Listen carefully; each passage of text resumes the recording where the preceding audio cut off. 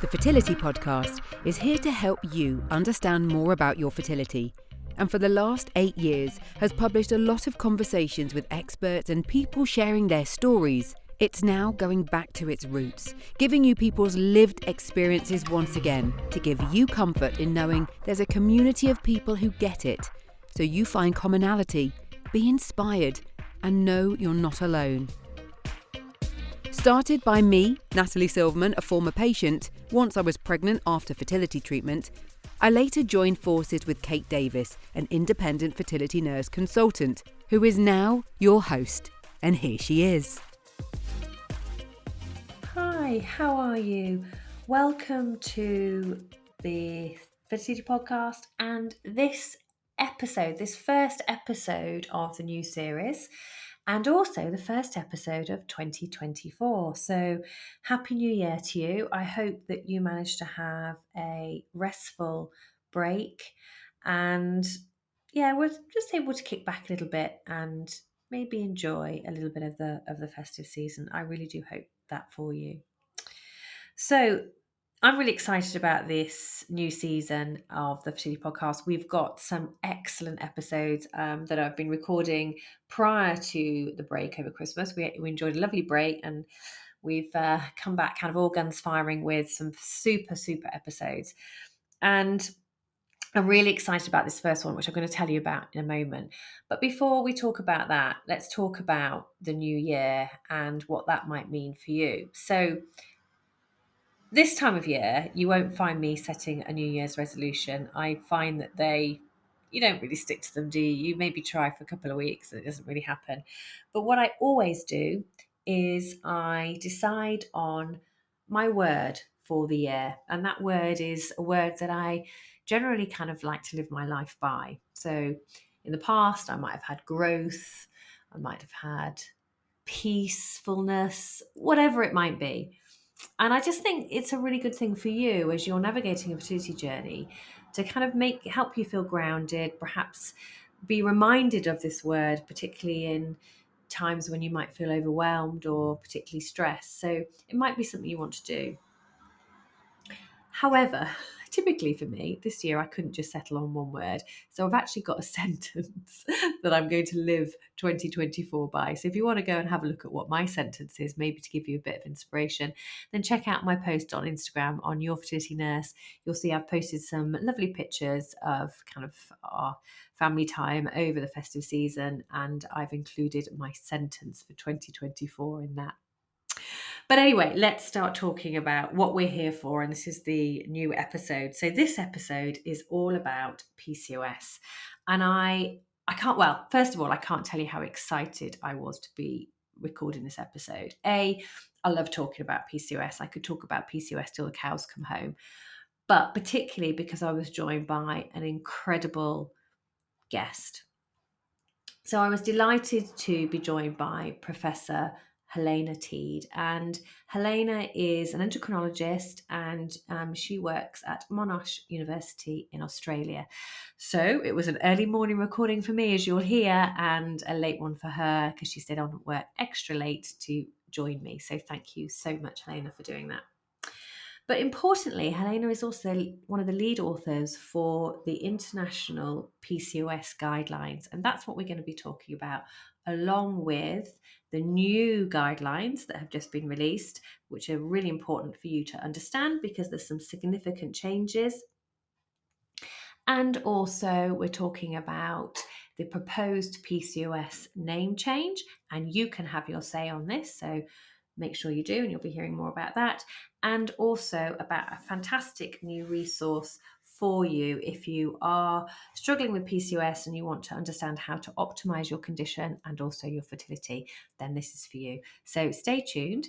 Without further ado, let's bring Helena in. Welcome, Helena, to the Fertility Podcast. Thanks very much. Great to be here. Oh, it's lovely to have you. And you're here today to talk with me about the updated PCOS guidelines, which I think were updated in February. Was that right? Yes, so the final version came out in August, actually, in 2023. In But August. it's very current. Okay. Yeah, very current. And I have to say, I've been poring over them. So there's been quite a few changes, which is great to see. And let's start with diagnosis, because I understand that we can now use AMH, or anti-Mullerian hormone, as a way of diagnosing. Do you want to tell us a little bit about that? Yes. So diagnosis was quite complex, and we know that many women were not diagnosed or took several visits to the doctors to get diagnosed. And one of the reasons is that the complexity of the criteria. So there is now just one criteria, which is the international guideline criteria that's been endorsed by 39 societies, including British societies, and around the world.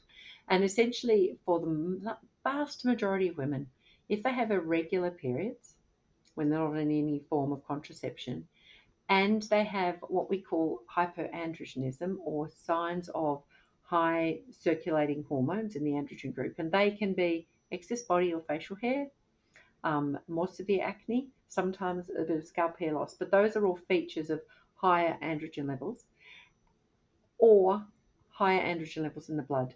For the vast majority of women with this condition, it's the irregular cycles and either those clinical or blood test results that give them the diagnosis. For the relatively small number of women who have one, such as irregular cycles or hyperandrogenism, and not the other, they can go on to have either an ultrasound of the ovaries or a blood test for AMH. So it's definitely not required for everyone. But for the women, the 30% of women who might have needed an ultrasound, which can be expensive, is not particularly convenient, or an exceptionally pleasant experience, that can now be replaced by a blood test that's done when you're having your androgen or male type hormone levels done. So it's now much simpler and much more streamlined. And that's fantastic. And I just think that's going to really, well, I hope that helps in improving time to diagnosis, which we know can be incredibly long. And so I really do hope that makes a difference. The other thing that I thought was really interesting, and something that I see an awful lot in my patients with PCOS, is depression and anxiety. And I now see that that's recognized as a component of PCOS. Yeah, it's actually, so I think really important to think about the fact that there are no cysts on these ovaries. They're half developed follicles or eggs, and this is not an ovarian disease. So we have a really big problem to move away from the concept of that. Also, ovary diseases are seen as diseases of women and just about reproduction. And this is actually a condition that can affect people from even childhood, but definitely puberty, and right through their lifespan. It has features that are related to reproduction, irregular cycles, infertility, and quite high pregnancy risks that can be mitigated, but we need to make sure we work on that. To metabolic features such as diabetes, increased risk of weight gain, high blood pressure, etc., and more heart disease. But then through to the psychological features, and they are probably the most dismissed component, and yet for women with the condition, they're really real. So up to 80% of women with this condition will suffer depressive symptoms and anxiety symptoms. So pretty much all people with the condition. And a lot of that depression and anxiety symptoms are related to the features. So if you've got an adolescent and she's someone who's looking at a body shape that's changing in a way she's not really happy with, she's putting on weight around her tummy, she's got perhaps a receding hairline, she has acne, she has body and facial hair, she doesn't get periods like her friends and colleagues, and her self-esteem, body image, high risk of eating disorders. There's a lot of things going on there, and the depression and anxiety is superimposed on that.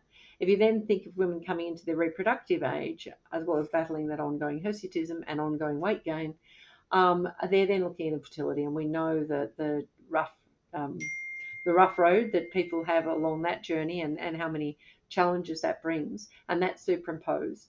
And then there are often women have challenges in pregnancy, which again can be mitigated if they're known about. And then there's the longer term health risks. So I think as much as anything, for women with this condition, diagnosis is therapy. If they know when they feel different at the age of 15, 16, 17, they know what they've got. Then these young women need a diagnosis, they need information, and they need a reproductive life plan that starts when they're 18 and doesn't put them on the pill for a symptom, give them no diagnosis, leave them at their at their own will to sort of navigate things, which is often compounded by more severe weight gain. And then all of a sudden to decide in their early 30s they want to have a family. And they may come out with much higher weight than they wanted. They quite often have diabetes by that stage, and they've had no chance of prevention or optimization or even early family planning and initiation. Because we do know now that the evidence shows that if you have an early diagnosis in adolescence, you're more likely to reach your family aspiration size. You're more likely to try to conceive at an earlier age, and you're more likely to have a successful pregnancy, and indeed more than one pregnancy. One of the challenges we see at the moment is if you're diagnosed later, you're often coming off the contraceptive, well into your 30s. Then you're seeking fertility, and often then you find time. It takes time to be diagnosed. It then takes time to get treatment. And then once you've had the pregnancy, it's often a longer interconception time. So women are getting older and older to get the family sizes they want. And they therefore do not have the same family size. But it's not related to lack of treatment. It's the fact that they're not starting early enough because they've not been diagnosed early enough. They haven't had a reproductive life plan that says, stay as healthy as you possibly can. And, plan for these things and be aware of them. And we'll help you be as healthy as you can on that journey. Yeah, and you mentioned there about mitigating against risks during pregnancy, and we also know that obviously the long-term risks of PCOS are diabetes and heart disease. Can you explain a little bit more about the long-term risks, or can you explain a little bit more about the risks in pregnancy? Yeah, so they're actually quite substantial. This was something that was really quite new in the guideline, and often poorly appreciated. And the reason they're not appreciated is that people don't identify their PCOS status in pregnancy. So if a woman has had PCOS and had infertility treatment and is pregnant and ecstatic about that, often comes into pregnancy and doesn't mention they have PCOS, and rarely do health professionals identify it, including midwives and obstetricians. And so they're not flagged. And so even when you look at routine pregnancy data, and the UK has a wealth of data to look at trends in pregnancy and look at safety and improving outcomes. But if PCOS is not in there, it doesn't get identified. So what we've now found is as more PCOS is identified in pregnancy, so there's a much higher risk of higher BMI going into pregnancy, which is a feature of the condition, much higher risk of excess gestational weight gain during the pregnancy, much higher risk of gestational diabetes, which in the UK is already astronomical, as it is in Australia, and rising. Much higher risk of hypertension, preeclampsia, of having a small baby. These women, despite often having risks for having a bigger baby, like gestational diabetes and struggling with some of the challenges around their weight, their babies are not big, they're small because the blood supply from the placenta is affected by the PCOS. So they can have a smaller baby, they can have a higher risk of cesarean section. So all of these things, and indeed miscarriage, all of these things happen in the pregnancy, but most of them are preventable or definitely improvable. And yet if we don't identify women as having PCOS at the start of the pregnancy, that can't happen. So we know, for example, that really simple, supportive lifestyle, healthy lifestyle in pregnancy can reduce gestational diabetes by 40%, can dramatically reduce hypertension. That's not just telling women go and be healthy. That's actually supporting them to be healthy. And that's really the difference. Absolutely. And I think that's one of the things in the new guidelines that I've been really interested to read is that we need to get away from this weight-centric approach and have a more of a supportive lifestyle. And I see with my patients a lot that they, especially if they're wanting to access fertility treatment, sadly have a BMI with regards to the UK with over 30, and they're refused fertility treatment. They're told, just go away and lose weight. Well, we know that that's not easy for women with PCOS. And there's the whole weight stigma, which I know a lot of women, when they hear about the new guidelines and hear that actually we need to get away from that weight-centric approach and to try and reduce weight stigma, they're going to feel really relieved. My only concern with that is, absolutely, that's all well and good, but until we can get away from BMI being the way that we allow or disallow women to access fertility treatment, I don't know how we're ever going to completely get rid of that stigma. What do you think about that?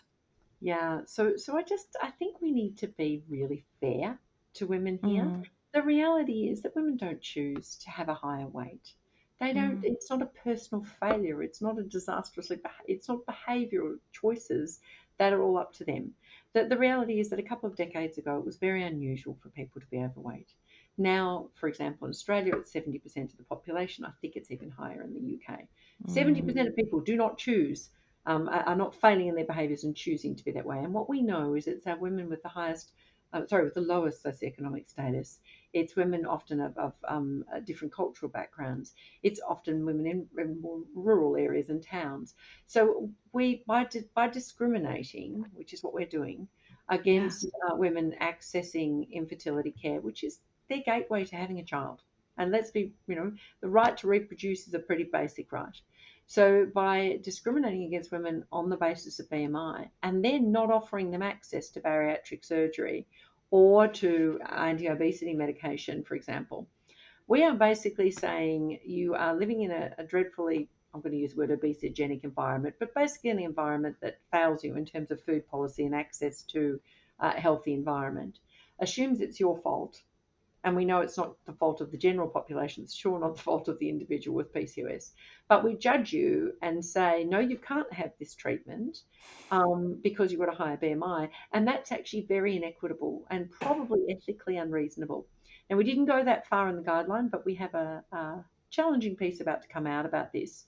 And one of the things about this is if a woman has epilepsy, if a woman has diabetes, if a woman has heart disease, she's not precluded from those treatments. And Absolutely. Yet the argument here is, well, if she's at higher weight, then it is true, it impacts fertility, and we showed that in the guideline, and it also increases pregnancy risk. But it's not necessarily under the control of the individual, and it's not something you can just fix. And it is hard to do. So lifestyle alone is quite unlikely to just resolve infertility. And one of the reasons for that is that we know that even when women lose weight, our bodies are beautifully designed to prevent starvation. They have absolutely no protection against weight gain. So what that means is if I have a really high BMI and a higher weight, because of my condition and also because of the environment, more so the environment than anything, and I decide to lose weight, if I lose 5 kilos, 10 kilos, great. But my body perceives that I'm starving. Even though my weight is high, I've lost weight. And sometimes that can make our body even shut down our reproductive system because it's a time of lean pickings. It's potentially going into a famine or, disease, or it's been a natural disaster, and it's not a good time to have a child. So we have this sort of real compromise between higher weight impacting on our fertility in response to treatment, and then any weight loss potentially, confusing our reproductive system. And we haven't really got answers for women yet about, for example, do we try and get women to lose weight and then stabilize for a while? And if they stabilize, how long do they stabilize for? What we do know is the most important thing we should be doing right from the outset is helping everyone at a population level to prevent that weight gain through things like sugar tax, through preventative strategies that work, through being able to make healthy food cheaper and, poor quality food relatively more expensive. There's lots of ways to do it, but just simple education is not enough. And really we're leaving our population floundering and then giving them a probably morally, ethically, and definitely inequitable boundary to overcome without any support to do that. And then judging them and saying, no, you can't have infertility treatment, which when you really think about it, we don't tell people they can't have their heart operation. We don't tell them they can't have so many things. And it's stuck in the paradigm of this is your fault, and if you can't fix it, we won't treat you. Yeah. And we don't tell women that are able to conceive naturally that you can't conceive naturally because you might be a little bit overweight. We don't say that either, do we? So incredibly unfair. Now, one thing kind of talking about lifestyle, I'm interested to hear what you advise, is we know that there's not one diet out there that is best for PCOS, although for women it's such a battle because they will Google that and they will find examples of diets that are are supposed to help their PCOS, and some of these can be really restrictive. How do you advise women on eating right for PCOS? Great question. The really important thing you've got to do is avoid misinformation. Most people who are peddling there is no such thing as a hormone diet, and I'm a hormone specialist. There is, the lemon diet, the, no dairy diet, every diet that's out there, none of them have been proven to be better than others. I fully appreciate it's incredibly frustrating when people are repeatedly feeling like they're hitting themselves against a brick wall and sliding down and trying to get back up again. And it's true, our hormones and our physiology are very much against us, especially in PCOS. So my advice is around, I don't care, or I care, but there is no judgment around where you are now. Where you are now is where you are now. How do we get you to be the healthiest you can be moving forward? And for me, often the aim is just literally healthy as you can be. And if that happens to be a weight maintenance and a healthy lifestyle, fantastic. If we can get you a little bit fitter where you are now, fantastic. And that doesn't matter where you start, because we can always improve things. What I don't do is set unrealistic goals and set people up to fail, and set people up to blame themselves for what's affecting everyone in our environment. I mean, in the US now, 50% of women who go into pregnancy are above a BMI of 30. That's 50% of mothers. So we find in the UK and in Australia, women are putting on significant amounts of weight before pregnancy, and they're waiting longer. So we're going into pregnancy less healthy than we used to be. Now, that, again, is not an individual's fault, but what we can do is support people to be as healthy, the healthiest version of themselves. Now, if they have, if they have tried repeatedly to lose weight, if there's any inclination or indication of eating disorders, we need to be sensitive about all of that. And so this conversation needs to start with, where is that woman at this time? A respectful conversation around, we're going to focus on you being healthy here. One of the options is potentially to look at weight. Do you want to look at that or not? Because there are many people who don't want a weight-centric approach. Or do you want to focus primarily on being healthy as we can get you, and get your feel for where that goes? It's not a long conversation, but it can frame a conversation where you may be dealing with someone who's had, really long-standing eating disorders, body image, self-esteem issues, psychological challenges, especially if they're now in the infertility treatment treadmill. So those sorts of conversations just position things a bit more reasonably. And the other thing I do too is I also emphasize that for most of us, where we actually put on weight, all of us, is around those times where we often where we just let ourselves go. So Easter, birthdays, Christmas, especially in the middle of the cold. So often we think it's okay for a week, it's just Christmas. And yet we put on half a kilo or a kilo because we just eat a whole lot more over that period. Same when we go out and splurge at birthdays or Easter. So one of the things I talk to people about is trying to avoid just completely lashing out at those times. So have your treats, make sure you enjoy what you're eating, but just always make sure that you're just watching that portion size. No matter when it is, you can't necessarily even have those little moments of higher intake, not quality intake. Have your plum pudding, have a little piece, so just making sure people are aware that it's not a constant gain necessarily, but it's often those increments. And if you're a bit more cognizant about it, people, just reminding people before those sorts of events. So we talk about just control your portions, try and be as healthy as you can. We're going to focus on making you healthy, and then we work together around what their goals are. And I'm not talking about Mount Everest 20 kilos. I'm talking about, what do you think you could achieve? 10 minutes walking a day, changing to a low-fat milk. It might be really simple things. So we do the steps on the way to Mount Everest, and then what gets in their way of achieving each step and how we help them. And so we actually help them to set goals and then achieve those goals. And those goals are small, but they're all on the way to a healthier lifestyle and a healthier them.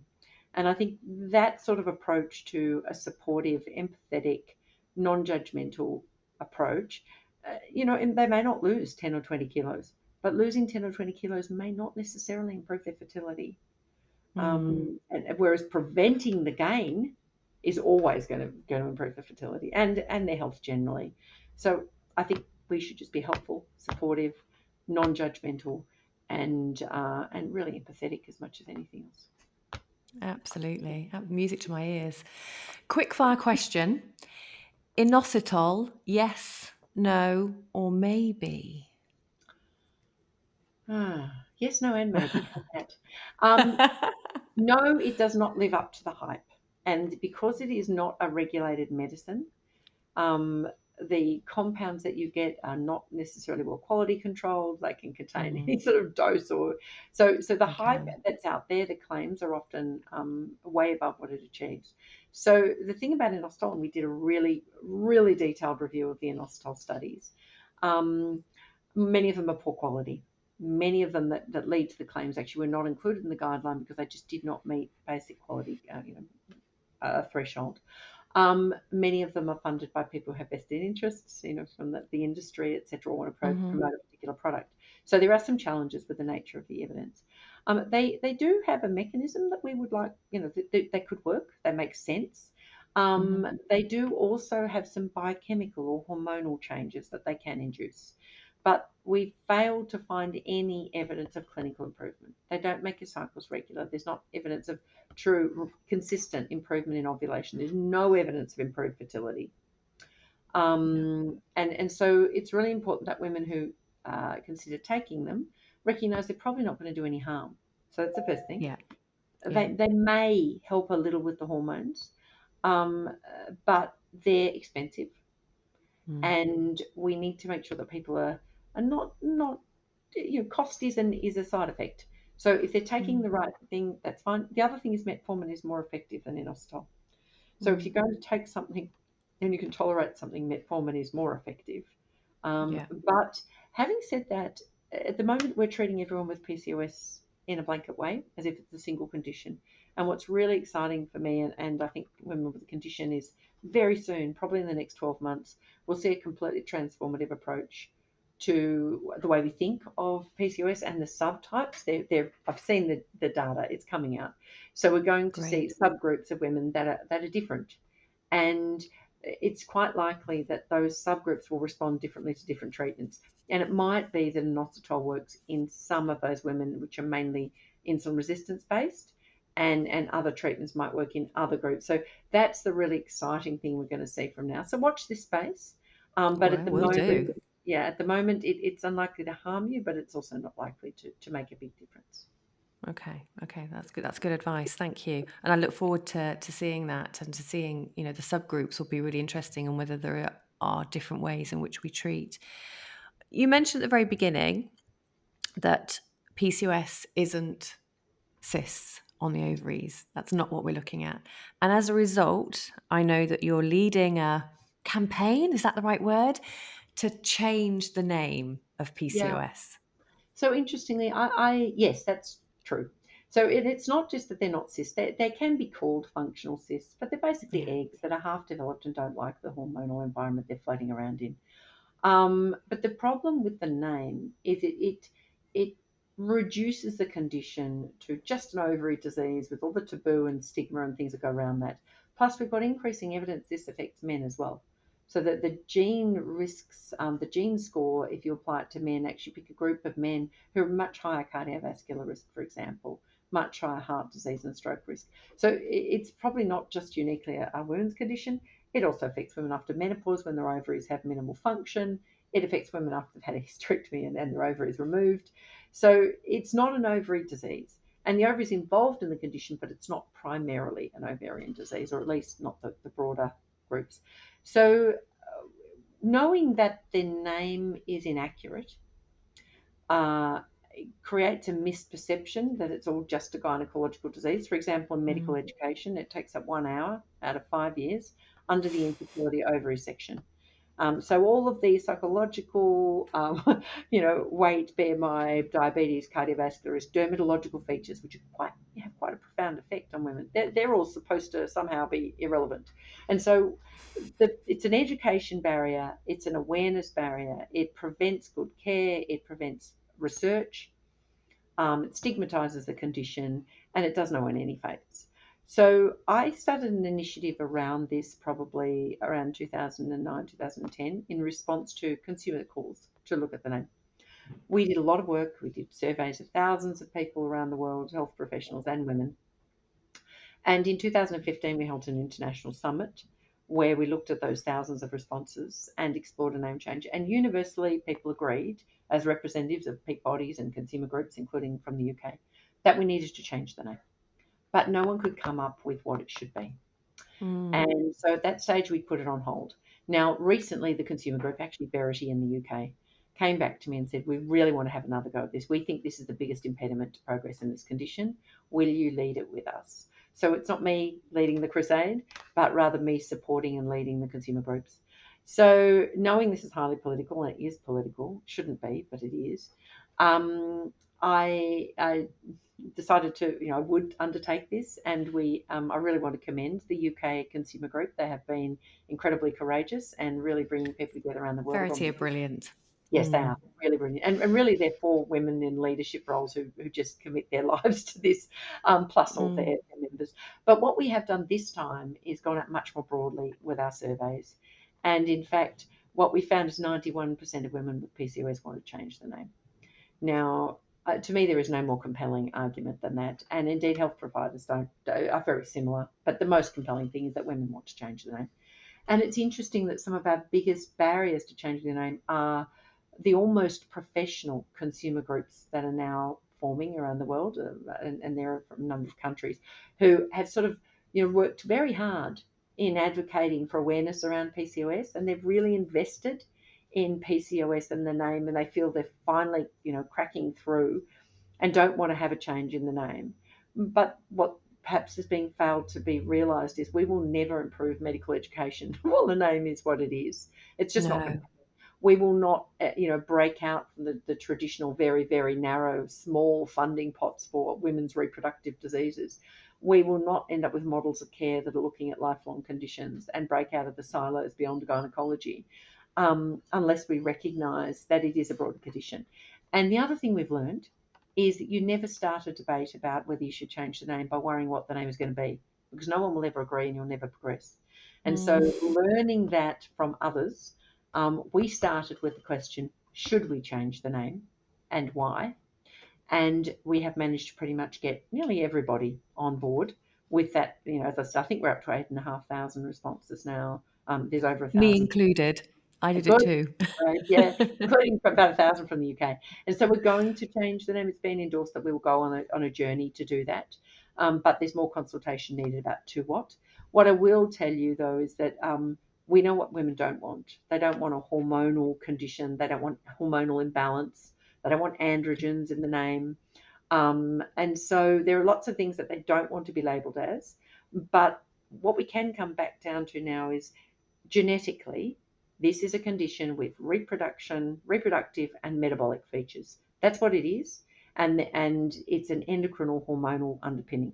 So women are actually quite comfortable with reproductive, endocrine, and metabolic. And it's a matter of how we combine those. And there's now been quite a reasonably strong push to keep PCOS, but change the PCOS. For example, prevalent cardiometabolic, it may even be that it's actually prevalent cardiometabolic endocrine syndrome. Now, that sounds long, but everyone just calls it PCOS anyway. Yeah. And so it's not that much longer than what it is at the moment, but it takes away the cysts. It's not just about the ovaries. But it doesn't remove PCOS as a label. Hello, I'm Ella, Kate's intern. I do all the editing and scheduling for the Fertility Podcast. What you're about to hear is one of Kate's followers from Instagram sharing their story about PCOS and weight stigma. Hello. So I was diagnosed with PCOS in early 2019 after coming off the pill right at the beginning of January 2018, and I was passed around several doctors over the course of the year. This is 2019, after still not having a period for well over a year. I first had a male doctor who confirmed that I had PCOS, but he actually got all the information from the NHS website, which I had done previously. So that filled me with a lot of confidence. So he passed me on to the gynae doctor at my surgery. So I was passed on, I had a phone call from her, and she referred me to someone else within the surgery. So I saw her, and that was a face-to-face. And basically she looked at me and said that I was carrying too much fat around my ovaries and I needed to lose weight.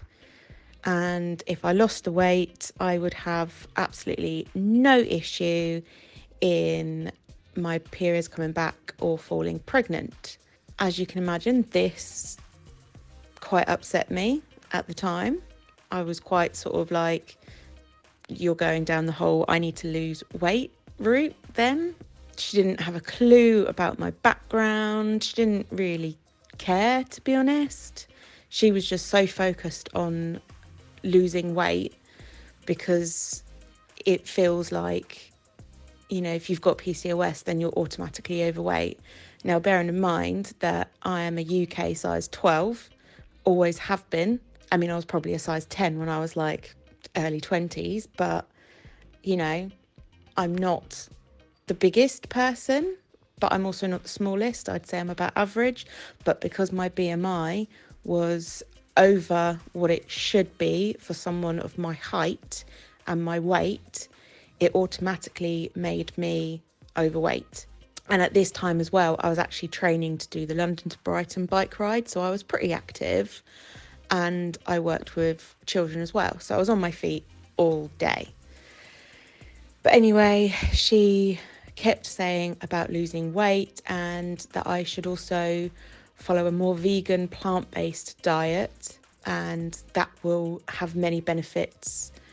And yeah, basically sent me on my way, although she did reluctantly refer me to the gynae at the hospital for further examinations, I guess.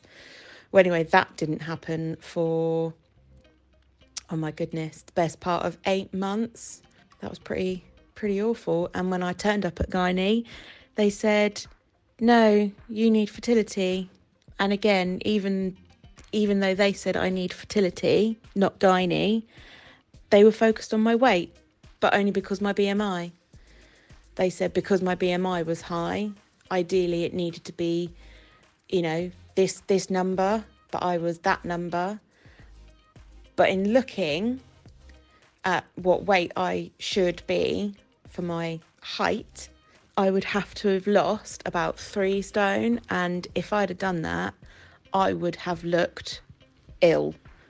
And it just wasn't, it's just not realistic for me to be that weight for my frame because I am quite broad.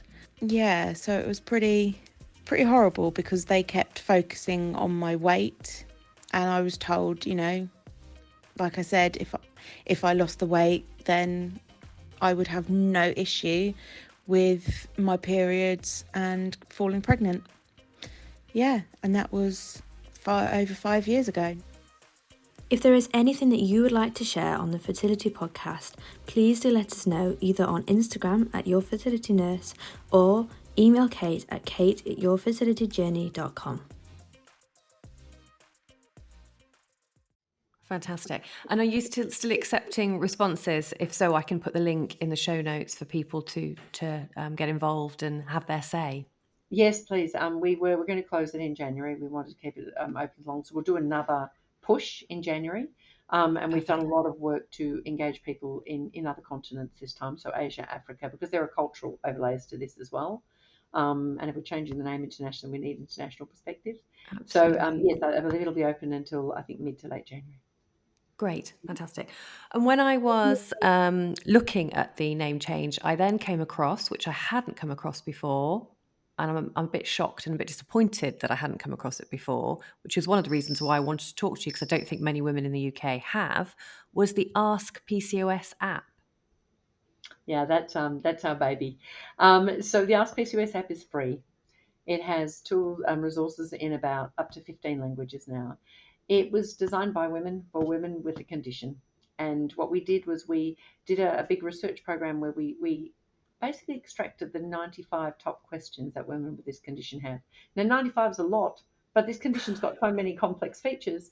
And then we structured our information in a way that it is engaging. It uses appropriate health literacy language to answer those 95 questions. But instead of just wading through layers and layers and layers of information on an app, it's got a system in the app that allows you. So, for example, Kate, if it was you going into the app, it allows you to enter your name. It allows you to, sorry, not your name, your concerns. So if you were to go in and say, my biggest concern is my depression, or my biggest concern is, am I going to get diabetes, or am I going to get heart disease, or am I going to be able to have a child? You enter what you're most worried about, which changes in the one woman over the lifespan, and changes, different life between individuals and between their own life stage. You put your main concerns in, and the app will filter the most relevant information for you and answer those questions. And so, for example, you said, what is PCOS? It will tell you that PCOS is caused by hormones or chemicals. It tells you what they are, chemicals that float around in the bloodstream sending messages. It explains the different types of hormones. It explains how they work. And then it says, it drops out questions for you to ask your doctor, and that goes into a little list on the app, and you can then take it to your doctor at the next consultation. And it might be that your question might be, I now know what hormones are. I know that it's the androgens. I know how they work. What are my androgen levels, and what does that mean for me, is the question that drops out. And your GP does not have time to answer 95 questions, and possibly may not know the answer to those 95 questions. The app does and will, but the individual part, what are my results, or what does this mean for me, drops out into your own checklist for your GP. There's goal setting. You can go in there and set goals. It'll help you to set goals. There's lots of lifestyle information and support. There's monitoring your periods. There's all sorts of things in there. And we've just got a very large grant now because it's used in 195 countries, which I have to say includes the Vatican. I haven't worked out who uses it in the Vatican yet. That's hilarious. Yes, I know, but it's there, it's available, it's used widely, it's free, it's evidence-based. We don't sell you anything. There is nothing promoted on there that is not just about what you need to know. And then there's the tools you can use. And now we've got a very big grant to improve it so it can actually be used for shared decision making. So when you're going to get infertility treatment, for example, it'll come up with questions to ask my doctor. Why could I like have this treatment, or could I think about having that treatment earlier? So it gives you informed questions so you can have a dialogue and an interaction with your health professional that allows you to participate in that shared decision making in a more sophisticated way. Amazing. Well, I know it's fantastic because I've had a really good look at it, and like I said, I'm making sure that I'm telling as many people as I possibly can, because I don't think at the moment out in the UK there's the awareness that it's there. So I'm going to do my job to hopefully promote it a little bit more for you. So fabulous. Helena, thank you so much for taking the time. I know you've had a really busy day, and it's the end of your day, and I really, really appreciate you staying on just to talk to me about PCOS and to share your wisdom. And I really, really, really hope, and wow, we've got a lot to do if we're going to have to change obesity across the world. But, I really, really do hope that these new guidelines and all the work that you're doing are going to make a difference. I'm really positive that they are. Yeah, thanks. And I must say that NICE in the UK have reached out, and which is your guideline group, and are looking at adapting and working with us to make sure this has its biggest impact in the UK. So should that come to fruition, that would be fantastic. Well, that's definitely going to help. So fantastic. Thank you so much for taking the time to speak to me. Wow, that was a huge amount of information that Helena has just shared there. Gosh, I think I'm going to have another re-listen to all of that. That was fantastic. So as I mentioned, I will make sure that the information about the PCOS name change is in the show notes for you, along with the information about the Ask PCOS app. So I hope you find both of those really useful. If you want to read the updated guidelines, and warning, it's a long document, then I'll pop that in as well, because it is useful. And as Helena mentioned, actually being able to have that information, especially on the app, and to help you with shared decision making is really useful. And I really do feel that getting the knowledge, reading the guidelines, understanding the guidelines and what they could mean for you can be beneficial in your ongoing care. So I will make sure that those are there for you. And then full disclosure, I'm sat here in a jumper, but underneath my jumper are my pajamas because Helena and I spoke at was I think 6 p.m. Australia time, 7 a.m. here. So my alarm went off. I jumped out of bed, brushed my hair, put on a jumper over my pajamas and came down here. But apologies, because during the recording, I think Helena might have got a couple of texts and maybe an email. So we heard a ping coming through. My husband got in the shower, so I could hear the shower going above me. And my cat was playing around, so her cat bell was tingling away. So apologies for that, but at least the podcast is nothing but real. Anyway, we're back in another 2 weeks with another episode, so keep tuned and we'll be back very soon. Bye for now. Thank you for listening to this episode of the Fertility Podcast, which is brought to you by Nat Chat Productions. The music is composed by Parla, it's hosted by Kate Davis, and the episodes are put together by Ella Woodhouse and exec produced by me, Natalie Silverman. Before you click onto your next podcast, we'd love it if you could either click on the star ratings or write a quick review, as it's a brilliant way for others to know what you think. And even just hitting follow or subscribe really helps other people know it's worth a listen. Finally, just to say, you can follow the podcast on Insta at FertilityPoddy. Kate is at Your Fertility Nurse. And if you'd like to book in a consultation with Kate to understand more about your fertility and reproductive health, just visit yourfertilityjourney.com.